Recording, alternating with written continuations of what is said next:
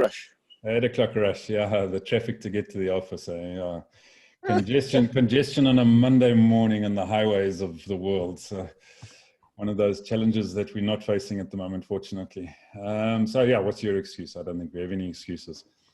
So this morning, as those of you who might have read the email, or you might have also noticed that the email wasn't written by Lee. It was written by someone who's not nearly as eloquent and as educated in the fine arts of quality writing. But anyway, so this morning we're up for a little bit of I won't say it's a surprise, but it wasn't announced. So maybe it is from that perspective. So we're going to kick off with an article written by somebody. I'm not going to tell you who wrote it. It wasn't me, because as I said, writing is not one of my core skills. But so this article is entitled "Play Life Like a Gamer." Bruce Lee said, "Ever since I was a child, I've had this instinctive urge for expansion and growth.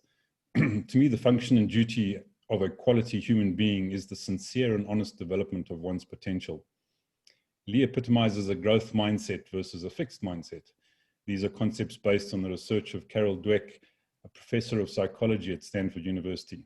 If you have a fixed mindset, you believe that you either have the ability or intelligence or you don't. You see life as a test. You either pass or fail based on your abilities. If you have a growth mindset, you believe that you can and want to learn, and that life is about gaining new knowledge and skill. Knowing that your brain is not set in concrete, but in fact quite malleable, might help you realize your potential to grow. In other words, our brains are wired in such a way that allows change. We can learn new things and take on new behaviors. This is more than a simple matter of you believing you can learn. It's about taking ownership of your learning as a lifelong quest. This comment is from an article called "It's a 401k World" by Thomas Friedman. If you are self-motivated, wow, this world is tailored for you. The boundaries are all gone, but if you're not self-motivated, this world will be a challenge, because the walls, ceilings, and floors that protected people are also disappearing. There will be fewer limits, but also fewer guarantees. Your specific contribution will define your specific benefits much more. Just showing up will not cut it. It means driving your own learning, which will require the following: recognize and manage your resistance. Ask for feedback. Actively seek opportunities that will stretch you.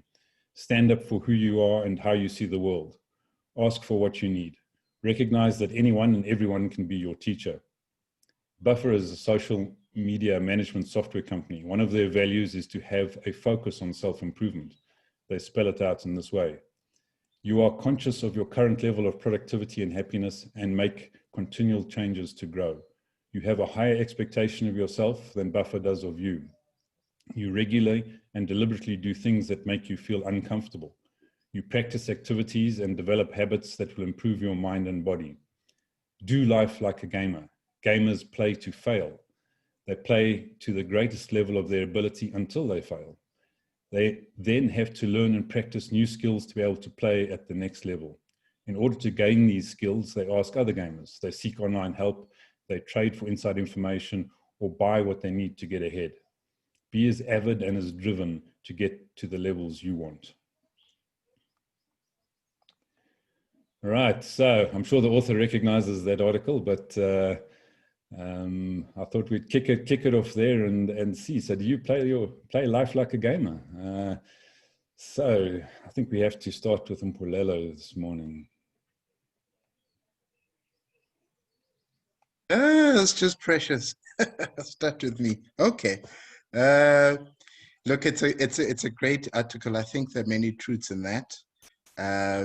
It makes me think of two things, though.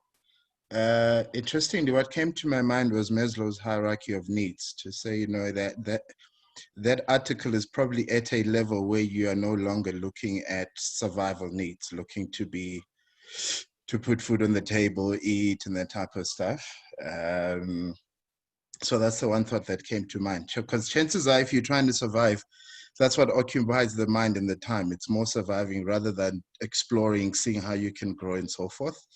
Having said that, though, I don't think it takes away from the fact that even at that level, one can seek to grow and seek to see how they can do things differently. It just comes from a perspective where survival sort of takes much of the energy. personally, I believe I'm a long learning person. If it wasn't that one has to work, probably I would have been in university for eternity. So yeah. There was another thought that escapes my mind now, but I guess I'd leave it at that. But I think it is innate for every human being to want to grow, to want to do better. My whole thing is that we grow better so that we don't just become great people. We grow better because our growing better enables others to grow. I always say, if I believe and do what I need to do, it releases others to believe as well and do what they need to do. I'd leave it at that for today. Great, thanks, Mpumelelo. Yeah, I think we have to go across to the person now who I believe has lived her life as a gamer. Anyway, the little bit I know of her life. So, Umpo, that's you. Morning, everyone.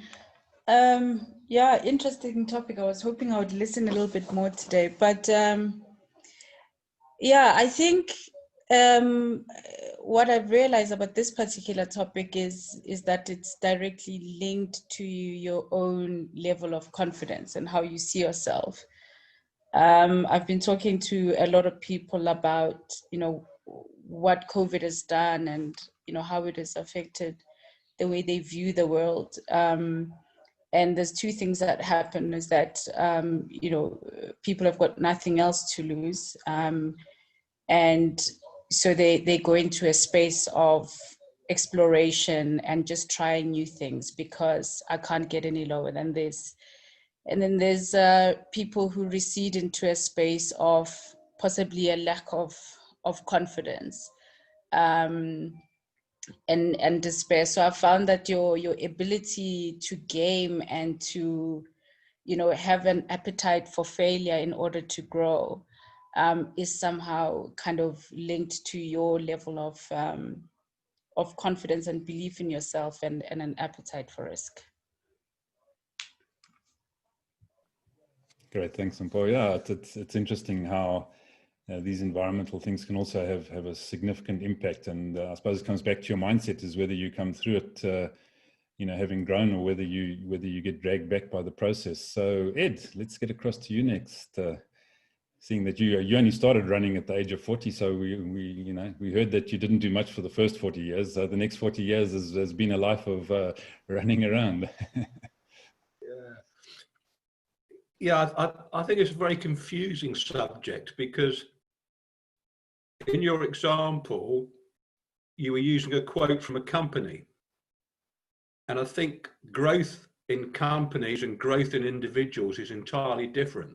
And we tend to mix the two up. And self-improvement isn't necessarily about making money, about getting on in life, about consuming stuff. It is about, as Umpo said, improving your confidence. If you think about Mother Teresa, do you think she ever grew, self-developed? She just did her good works and did her good works all the time. And I think moving to the next level, I don't think is the right thing to say. It's just about feeling comfortable. And I think at some point in time, growth must stop. If you look at trees, they don't grow forever. They reach a certain height and they stop. And then they just mature and just sit there and have a great time. So I think it's about improving yourself and improving relationships and improving how you are as a human being and how you interact with people. It's not necessarily about climbing the greasy pole, moving up the ladder, getting promoted, moving up the chain, building a bigger Jerusalem, or whatever it is. It's an internal thing, and sometimes we get that mixed up with the business world and climbing, building edifices, whatever that means. So I think there comes a point when you have to stop and think, actually, I'm satisfied with where I am. I will just be nice to people. That's my thoughts. Oh, and I do want to run a bit more. There you go. Yeah, Ed, I can't imagine you being anything other than nice to people. But Yeah, so we'll have to go across to the first of our two Trevors, I think. So Trevor Kwati, are you nice to people? I'm not so sure, but we'll have to find out. Nice is all in the eye of the beholder, and my new brother-in-law made me a stand for the flippin' thing, and it's about yay much too small. So I think he's trying to catch me early in the morning. So yeah, morning guys, whole new week. It's I think sometimes we just got to be brutally honest, and I'm going to use the word truth here. And if you're not bearing fruit, maybe we need to visit the roots and dig around the roots a little bit and just see what's down there. What's the cause of the problem? Ed, you make a good point. But even a fully grown fruit tree needs to be pruned, Ed. So otherwise it doesn't deliver what fruit. Yeah, this bloody stand. Okay. Thanks, Davey. Right, I mean, now you can see something better than I've got a second stand. You see how good that is. So you know, once you dig around those roots and you find the truth of the problem, you can add some fertilizer. And that fertilizer, I loved what the guy said about the community that you're within. You know, when he fails, he goes to the community and he goes to the internet and he asks for help. I think that's we see it as weakness to ask for help, but it's such a strength. It's such a way to actually improve yourself. And you know, once those roots get new nutrients and you've dug around the ground, then there's the real formula, and the real formula is time. You can't just expect the next day you wake up, you're going to now have fruit on your pruned tree. You've got to give it a year or so. And if you give it 2 or 3 years, well, your fruits are going to get bigger, better, juicier, riper. But you've got to keep looking at those roots and digging around at the bottom of the tree and putting in some fertilizer and nutrients. So there's my 2 cents worth for today. Great, thanks, Trevor. And yeah, I think getting your stand sorted out is obviously a challenge going forward for you. Right. So Donovan, let's come across to you next.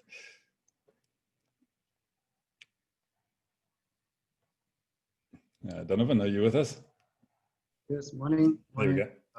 Everyone. Yes, I'm just having a thought of continuous professional development, which is a requirement for most professionals, you know, in their careers. Otherwise, you get left behind. So I tend to differ with the notion that you stop growing like a tree. We're not trees. We are forever growing. Maybe not physically, but, you know, mentally, intellectually.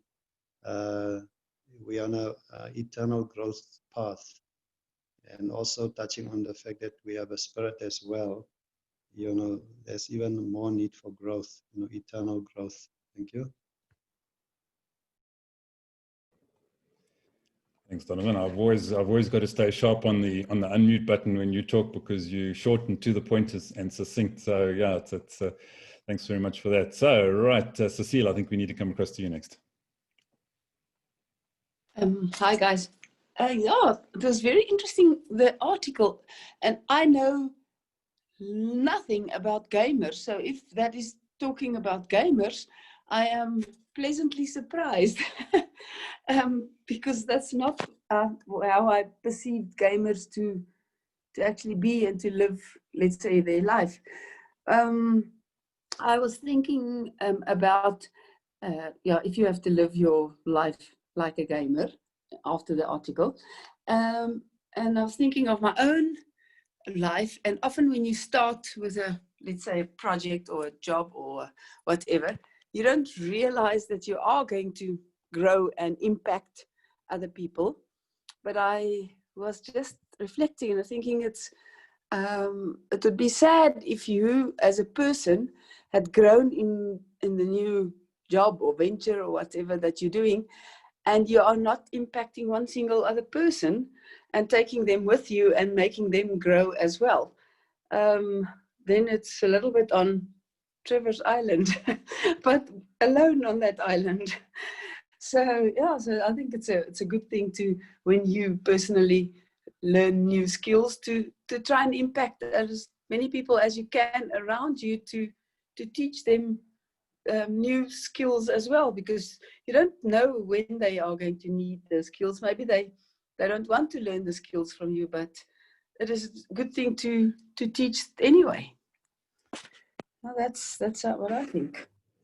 Great, thanks, Cecilia. Yeah, it's a very interesting environment, and I thought, following up on our 4IR discussions, to take us in this direction, at least temporarily, would be quite interesting. And just before I switch across to the next folk, I just want to tell you that in 2019 alone, more than $215 million was awarded across more than 4,600 tournaments. This is in esports, so this is the gamers world.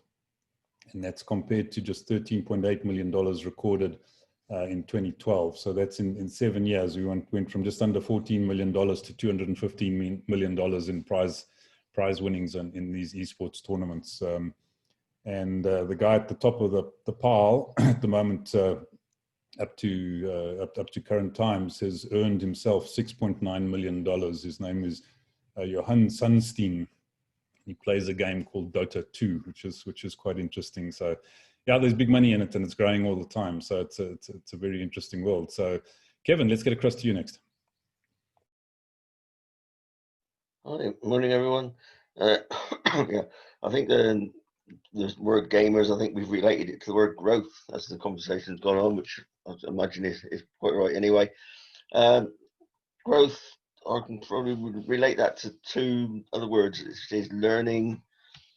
There's learning and action, and they have to come together. You can't do one without the other, or you're not going to get anywhere. And in fact, if you do the action without the learning, you're probably going to go backwards and cause hardship or problems to other people. So, yeah, so the two together, action, learning, that's where I think it comes from with growth. And I was never that sort of person in my early years, but I had the light bulb came on during my late 20s, I guess, and I've been that sort of person since. Great, thanks, Kevin. Yeah, absolutely. Yeah, without action, nothing happens, does it? So you can learn as much as you want, unless you apply it or do something with it, you ain't going to go anywhere. So, Jasper, let's get across to you next.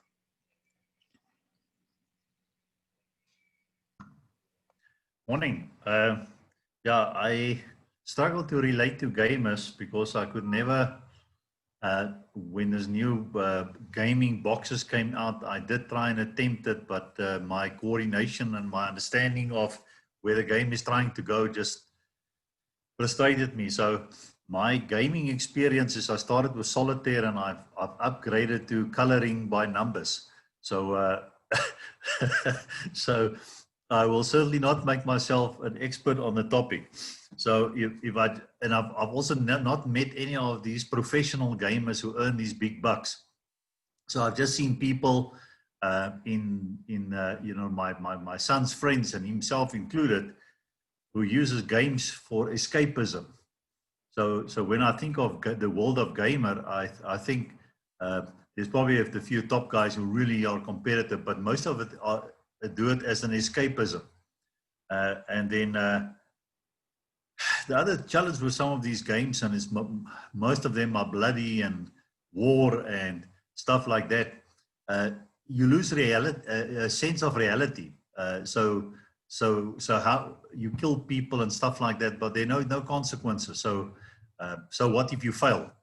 And I think for me, that's a negative challenge that I see. In the real world, if you make a mistake, there's immediate consequences, and that makes you learn.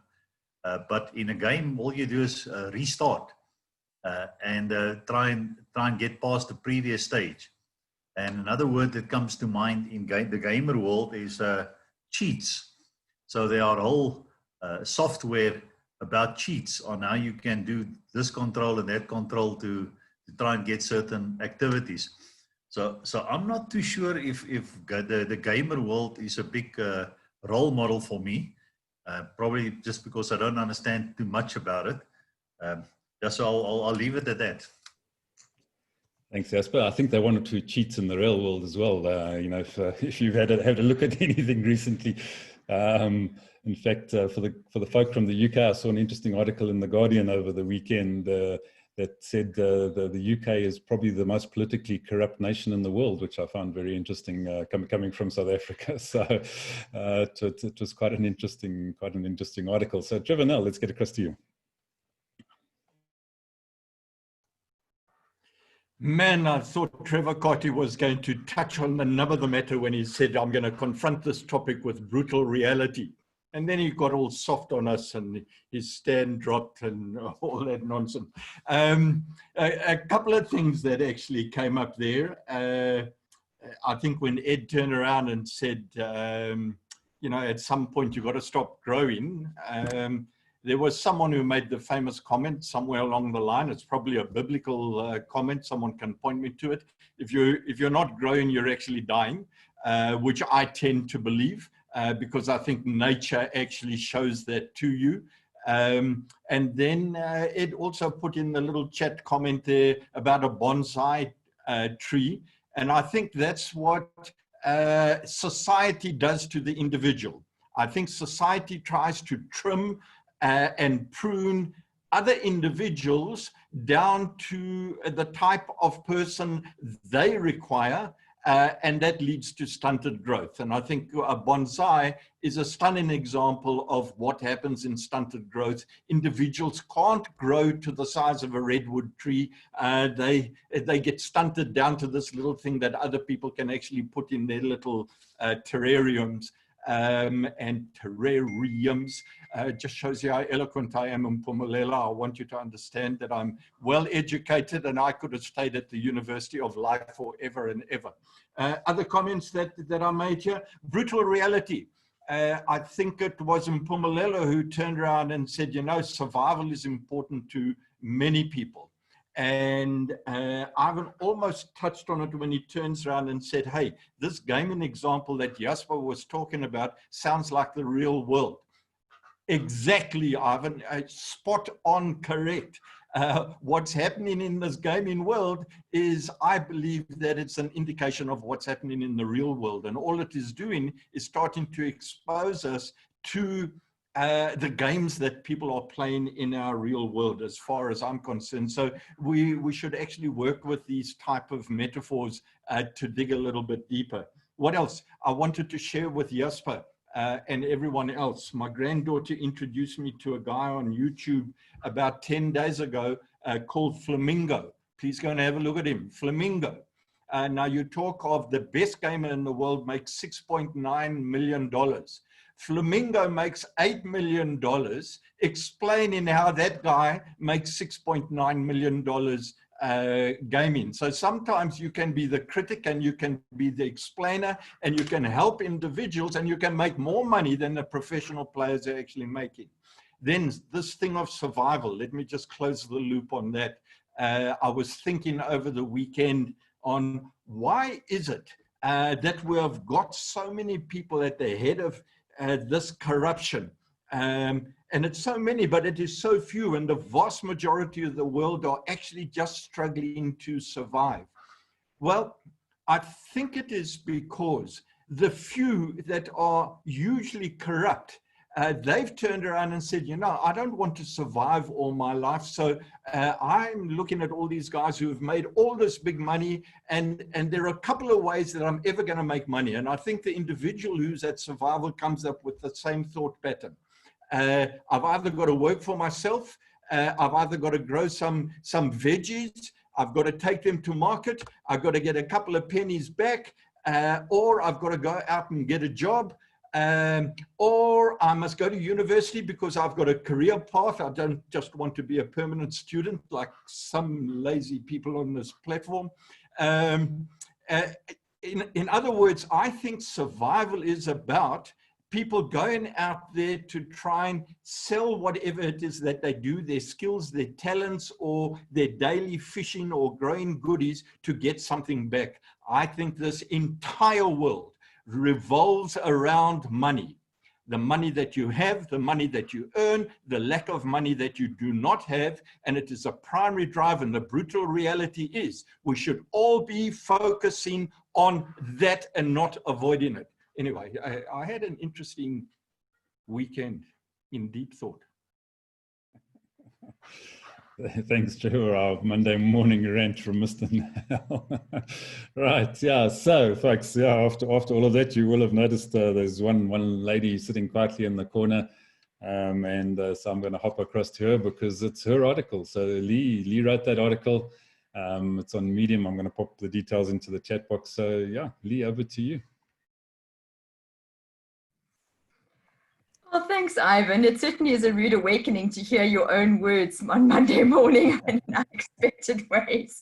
And it's always interesting to hear what people think, you know, your intention in writing it and what people take away is fascinating. So, so Ed's thinking about, you know, the levels being in terms of going through, you know, getting ahead in a business was not anything I had in mind. So it was just interesting that's what he took out of it.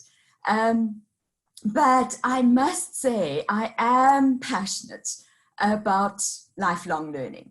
I think that there's a student in me, a learner in me, and from what I learn, I want to give to others, and I can't ever see that stopping. I can't ever see there being a point at which I know enough or there is nothing more to learn. So I just see that as something that is an ever constant journey, and one that excites me, that I anticipate. And I do see that, and again, Mpumelelo says, you know, this people at survival level are only thinking about survival.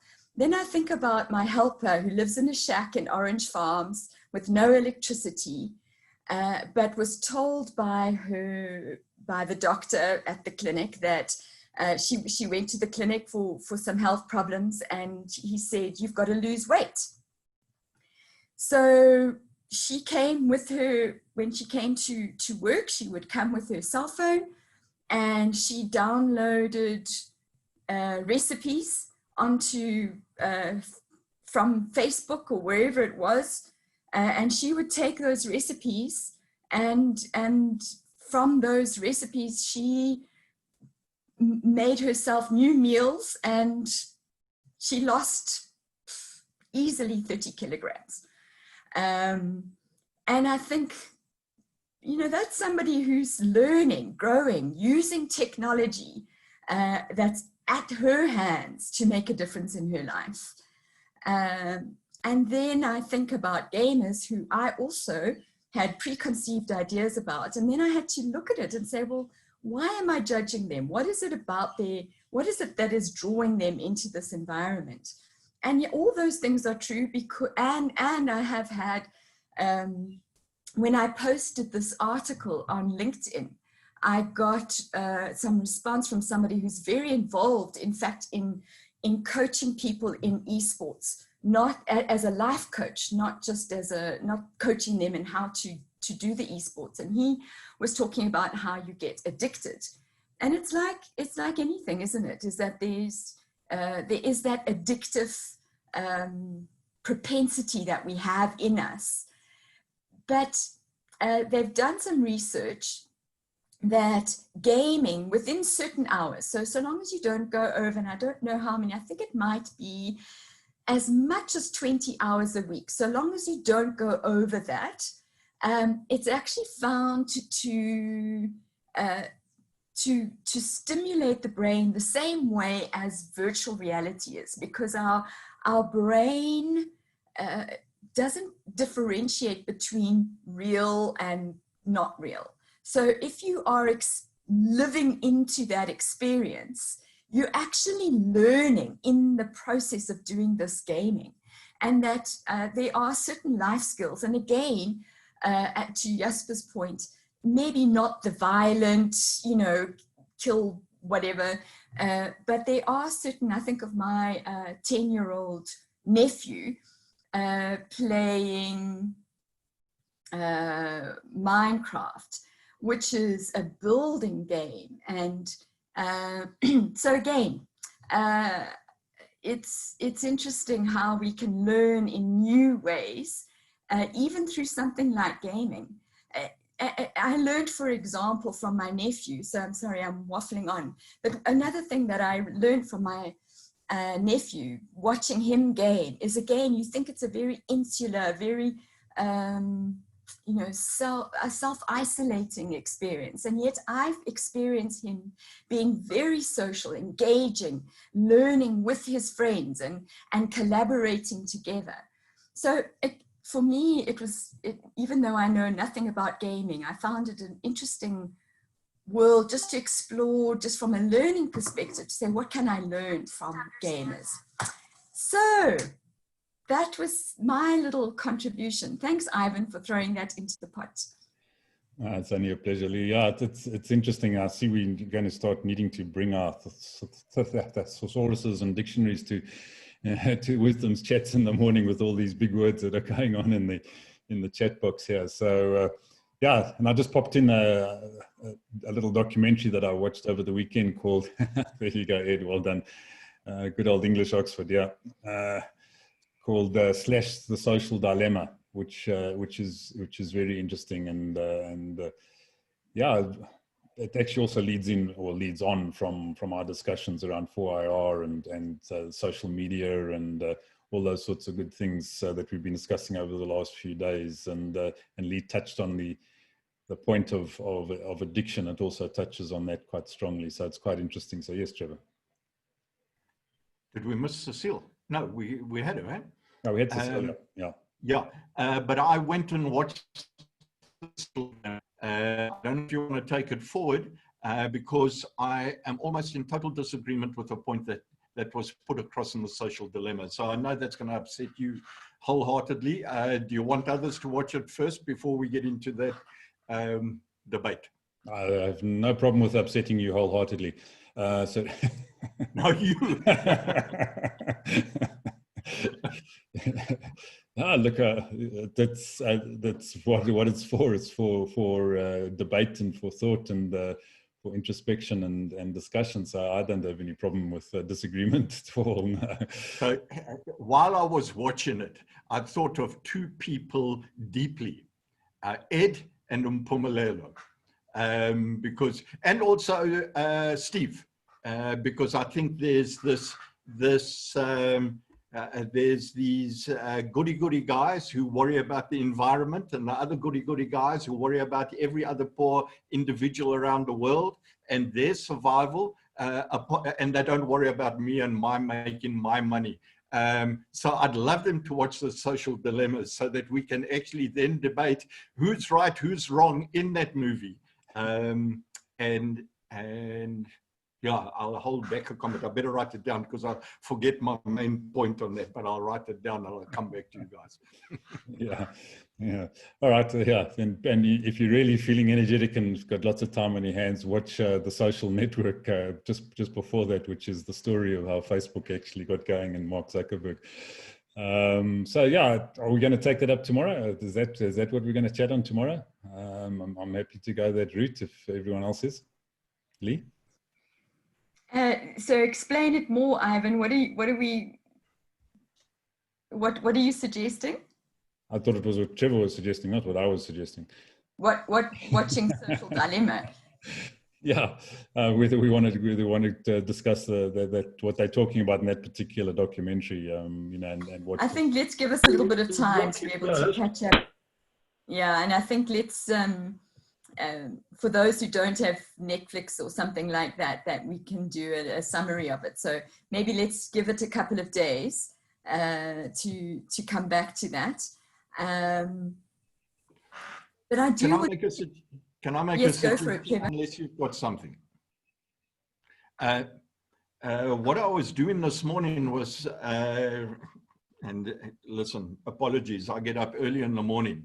But I wanted to flip through an entire network of channels just to see what was going on with this COVID-19, because people are coming down on me and saying it's all a conspiracy and all that sort of thing. So I flipped and I hopped around 10 to 12 different channels this morning and spent about 15 to 20 minutes on each of them just to find out what their priority areas of interest. And the question that I came up with is, what news channels do you watch? Because it was quite eye-opening for me, and I don't speak Italian, but I'm going to give you a clue that I was trying to lip read Italian just to get a feel of what they were actually talking about and where they were going. So the question I ask is, what news channels do you watch to get your information in? That could be quite eye-opening as to the information that is coming into us on a daily or weekly basis. Okay, all right. So tomorrow morning, 8 o'clock news. We'll pick it up. We'll pick it up there. So go and have a great day, everyone, and we look forward to the chat tomorrow. It could be an interesting one. So, well, there always is an interesting one, and we'll find out what the news is all about. So have a good one. We'll see you in the morning. Cheers.